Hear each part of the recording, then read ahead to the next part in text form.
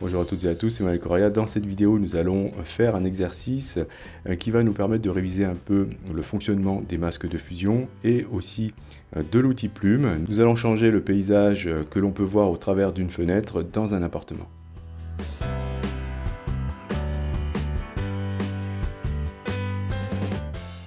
Bien, alors je vais ouvrir cette image-là. Bien sûr, je vous aurai mis les liens dans la description. Alors le but ici de l'exercice, c'est d'aller changer le fond de cette pièce, de ce décor. Voilà, on va dire qu'on a un architecte qui nous demande voilà, de changer le fond de cette image. Donc on va devoir faire une sélection de la fenêtre. Et le point compliqué, c'est ici, les plantes, qu'il va falloir détourer pour pouvoir voir le nouveau décor qu'on va placer derrière. Il y a un autre point un petit peu complexe, entre guillemets, c'est ici, vous voyez, l'épaisseur ici du mur. Au bout d'un moment, on ne le voit plus. Ok, donc il va falloir deviner la fin. Et ici aussi, on a très peu d'indications à ce niveau-là, et ici. Donc c'est pas grave, on va essayer de faire avec. On a à notre disposition plusieurs outils, bien sûr, de sélection. Ici, nous sommes en présence d'éléments très géométriques, donc on a l'embarras du choix. Soit on utilise l'outil lasso polygonal qui se trouve ici dans la barre des outils, ou bien alors on pourrait même utiliser l'outil plume. Bien ici, pour avoir plus de flexibilité, je vais utiliser la plume, ce qui me permettra de déplacer des points, notamment pour être précis à ce niveau-là, au niveau de l'épaisseur du mur. Donc la plume se trouve ici, je vérifie que je suis en mode tracé et non pas en mode forme. Et je vais commencer par zoomer, faire un point là. Donc je fais un point simple, ici on ne va pas faire de courbe. Je vais dézoomer, monter un point à ce niveau-là. Et je vais dire que l'épaisseur de la fenêtre arrive ici. Donc je trouve que là au niveau de la perspective, c'est pas très juste. Donc j'appuie sur CTRL pour avoir accès à l'outil de sélection directe. Je clique sur ce point, je vais le monter légèrement, voilà, pour suivre, voilà, faire quelque chose de parallèle au bord de la fenêtre ici. Donc ça, c'est très pratique, puisque avec, par exemple, l'outil polygonal, on ne pourrait pas faire ça. Je vais descendre maintenant à peu près à ce niveau-là, donc c'est pareil, j'essaye d'être parallèle par rapport à cette zone-là, en partant d'ici. Donc à peu près comme cela. Donc ici, on a du mal à voir, puisque c'est tout blanc. Je fais un point là, et ici, je termine. Bien, alors je vais aller maintenant choisir l'option ici, associer des formes, et je vais poursuivre ensuite le tracé.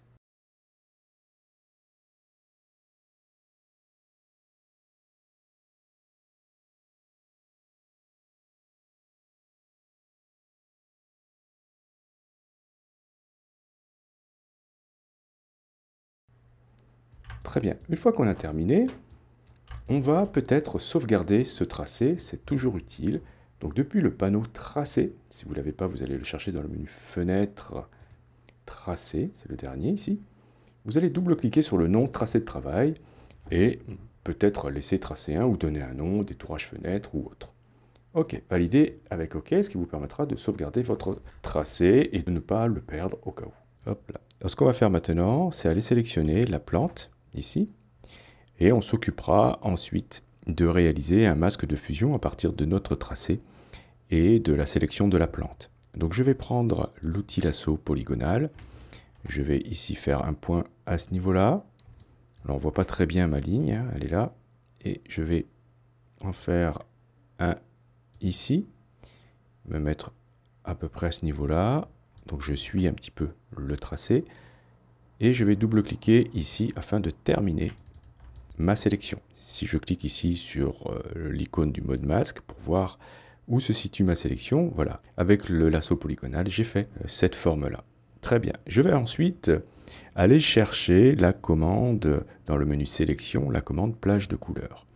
Ici, je vais choisir de faire une sélection sur les tons foncés, ok, dans la liste là, et j'ai saisi ces valeurs-là, environ 55 et 112, afin d'aller chercher les valeurs foncées qui correspondent en fait à notre plante et afin aussi d'éviter d'avoir trop d'éléments visibles du décor derrière. Regardez, si j'augmente la gamme, je vais faire apparaître beaucoup trop d'éléments. Ok, donc j'ai choisi une valeur intermédiaire, voilà, aux alentours des 120, 110. Et la tolérance, c'est pareil. Si vous la réduisez totalement, vous aurez des bords très durs. Et si vous l'augmentez, vous allez adoucir la sélection. Environ comme ceci, aux alentours des 50 et 110, 116, vous obtiendrez ce résultat. Vous allez cliquer sur OK pour réaliser la sélection de ce type. Et on va sauvegarder la sélection dans le menu Sélection, mémoriser la sélection, on va l'appeler Plante. Une fois que c'est terminé, on peut désélectionner avec CTRL D sur PC ou Commande D sur Mac. Et dans le panneau tracé, on a notre tracé qui est sauvegardé, qui est ici. On va cliquer sur l'icône que vous avez en bas, ici, le petit rond avec des petits pointillés, afin de récupérer une sélection à partir de ce tracé. Voilà, donc ça me fait ça. Je vais retourner dans mon panneau calque, ajouter un masque de fusion en cliquant sur l'icône ici, ajouter un masque de fusion. Je vais me retrouver avec donc la sélection réalisée précédemment avec la plume. On va cliquer depuis le panneau propriété, donc vous allez chercher à ouvrir ce panneau. Si vous ne l'avez pas, vous allez dans le menu fenêtre et vous cliquez sur propriété et vérifiez bien que vous avez le masque de fusion sélectionné. Vous allez ensuite cliquer ici sur inverser le masque. Voilà, ça m'inverse le masque et ça me fait apparaître tout, bien sûr, sauf notre sélection. Je vais bien vérifier que j'ai encore une fois le masque de fusion sélectionné et je vais aller chercher dans le menu sélection à récupérer la sélection qu'on a sauvegardée tout à l'heure, celle qu'on a appelée plante. Je clique sur plante et je valide en cliquant sur OK. Je me retrouve maintenant avec donc, la sélection réalisée précédemment. Je vais prendre l'outil pinceau et je vais faire apparaître la plante en peignant en blanc à l'intérieur de mon masque de fusion avec un flux de 100 et une opacité de 100 en mode normal. Voilà, comme ceci.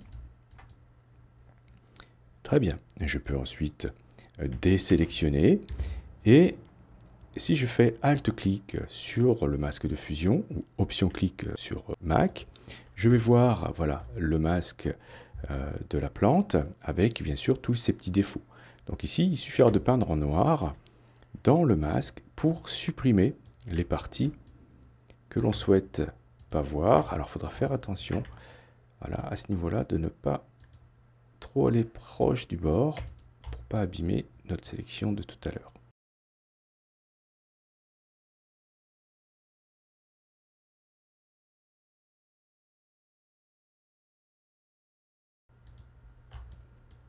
Bien sûr, je peux faire l'inverse aussi, c'est-à-dire donner un peu plus de densité aux éléments qui sont trop transparents. Par exemple, ici, cette feuille-là devrait être toute blanche. Donc, je vais inverser, soit en cliquant sur la petite flèche ici, soit en cliquant sur, soit en appuyant sur la touche X, mes couleurs de premier plan, d'arrière-plan, ou en tout cas vérifier que vous allez peindre avec du blanc, donc toujours en mode normal avec une opacité de 100 et un flux de 100.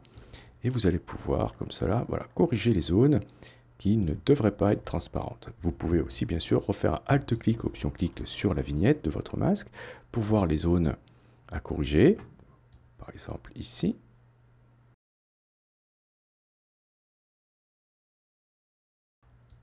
Et une fois que c'est terminé, vous pouvez commencer à sauvegarder votre travail, on ne sait jamais, c'est toujours important. On va pouvoir aller mettre le nouveau décor derrière. Alors ce que je vais faire, c'est que je vais aller l'importer, je vais faire Fichier, Importer et incorporer. Je ne vais pas le lier, je vais l'incorporer. Et je vais choisir donc cette image-là, voilà, que vous trouverez bien sûr dans la description. Donc l'image va arriver en haut ici. Il faudra bien vérifier, lorsque vous faites ce genre de choses, que le capital pixel de votre image, c'est-à-dire sa définition en pixels, correspond à peu près à la taille de votre image, de l'image dans laquelle vous allez la glisser, très important, hein, afin d'éviter du suréchantillonnage. Donc vous n'êtes pas obligé d'avoir pile poil le même nombre de pixels, mais au moins que cette valeur-là s'en approche. Et on va la glisser, cette image-là, en dessous, en faisant glisser voilà, le calque. Voilà, et on va retrouver une autre image dans le fond.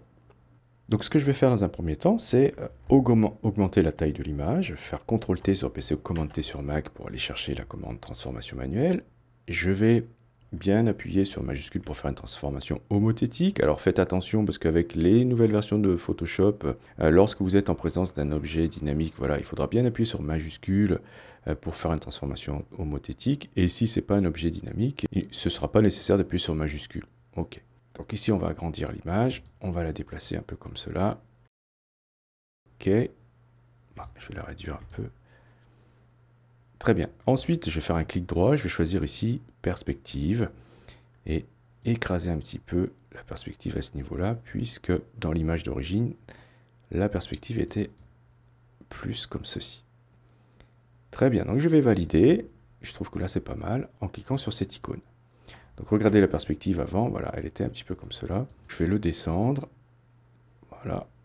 Ok, alors il nous manque un petit peu de ciel, donc ce que je vais faire c'est faire Alt-clic sous l'œil ici pour ne voir que ce calque. Et on va ajouter un petit peu de ciel bleu par-dessus.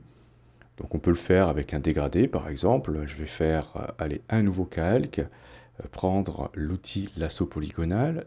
Je vais faire un petit détourage rapidement comme ceci. Ok. Je vais ensuite prendre l'outil dégradé ici. Donc j'avais déjà plus ou moins préparé le terrain. Donc je vais prendre la pipette, après m'être assuré que j'ai bien la couleur de premier plan sélectionnée. Je vais prendre cette couleur bleu ciel ici. Ok, je vais ensuite alterner les couleurs en cliquant sur les deux flèches pour choisir la couleur d'arrière-plan. Je vais ensuite cliquer ici et je vais remettre voilà, les couleurs dans l'ordre. Je vais ensuite, toujours avec l'outil dégradé, choisir le dégradé, le premier ici, qui est le dégradé de couleur de premier plan et d'arrière-plan. Je vais valider avec OK. Vérifiez que votre dégradé est ici linéaire et que vous êtes avec une opacité de 100. Et je vais placer mon dégradé comme ça de haut en bas. Je vais désélectionner avec CTRL-D. Très bien. Alors ensuite, on voit que c'est pas tout à fait nickel ici. On va pouvoir estomper cette zone-là avec ici l'outil pinceau. Vous allez l'agrandir, baisser la dureté, la mettre à 0. Sélectionner avec Alt-clic ici une couleur claire. Baisser l'opacité du pinceau et vous allez pouvoir voilà, ajouter un petit peu de bleu à ce niveau-là. Bon, faites attention de ne pas trop dessiner dans la cheminée. Voilà, vous pouvez rééchantillonner régulièrement hein, pour refaire une démarcation invisible. Ensuite, j'échantillonne du foncé et j'essaye d'estomper voilà, la démarcation. Ok, une fois que c'est terminé, vous pourrez afficher le décor intérieur pour voir le résultat. Je vais maintenant changer la luminosité du ciel et du décor derrière afin que ça puisse correspondre à ce qu'on voit dans l'image d'origine. Je vais aller chercher ici un calque de réglage de type exposition que je vais placer en mode luminosité. Je vais ensuite augmenter l'exposition. Ok. Opérer un décalage, donc je vais le mettre à peu près à ce niveau-là. Faire une correction gamma aussi en glissant le curseur à gauche. Voilà, donc ça correspond à peu près à ce que l'on souhaite. Si vous souhaitez que ce soit encore plus clair, vous pourrez ajouter encore un autre réglage par-dessus, par exemple de type courbe, et vous allez pouvoir booster, voilà, encore plus l'image. Donc pas trop quand même, il faut que ça reste reconnaissable, mais de toute façon, voilà, avec une image de ce type-là, l'intérieur est très éclairé, vous ne pourrez pas avoir voilà, un fond comme ça, très sombre. Il faut vraiment que cela corresponde à la luminosité que l'on voit ici, et même ici, c'est pas encore assez, je pense qu'il faudrait encore booster, je pense. Voilà, l'éclairage, il ne faut pas que ça devienne tout blanc. Si vous trouvez que c'est trop clair, vous pourrez toujours modifier dans le masque de fusion, voilà, les valeurs ici, c'est-à-dire que je vais peindre en noir afin de récupérer un petit peu de détails à ce niveau-là. Ok, je peux le faire aussi sur celui-ci, alors très légèrement, je vais baisser l'opacité. Peut-être pas trop comme cela. Voilà, le but c'est que le ciel lui reste bien blanc, ce qui était le cas dans notre image précédente. Donc voici un cas très simple de changement de décor dans une fenêtre d'un appartement. Je vous remercie d'avoir suivi cette vidéo. Si vous avez des questions, n'hésitez pas à le faire dans les commentaires. Si vous souhaitez soutenir cette chaîne, vous pouvez cliquer sur j'aime. Vous pouvez aussi cliquer sur le lien Utip présent dans la description. Si vous n'êtes pas encore abonné, vous pouvez cliquer sur abonnez-vous. N'oubliez pas la petite clochette pour être averti des prochains cours ou des prochains tutos. Et justement, on se dit à la prochaine pour un autre cours ou pour un autre tuto.